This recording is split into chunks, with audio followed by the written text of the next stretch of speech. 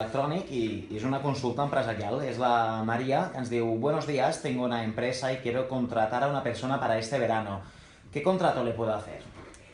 Bueno, pues dependiendo un poquito del sector, pero en principio cabría perfectamente, si sabemos el final de la obra, pues cabría perfectamente un contrato eventual por circunstancias de la producción, porque a pesar de ser la propia actividad de la empresa, sí que circunstancialmente se nos da pues un incremento en los pedidos o un incremento pues en la faena que va un pico de trabajo, ¿no? Un pico, Claro, exacto, exactamente. Seguramente la actividad pues bueno, es un poquito específica en el sentido de que incrementa su desarrollo, su prestación de servicios en esta época estival y por tanto perfectamente queda incluido. Pensemos que de contratos temporales no hay tantos, no hay tantas opciones y por tanto tiene que haber un motivo tasado y perfectamente justificable para que justifique una contratación temporal. Perfecto, pues respondida la cuestión. 93 201 57 27, el teléfono de Català Reynon. Tenim consulta d'Ampere també.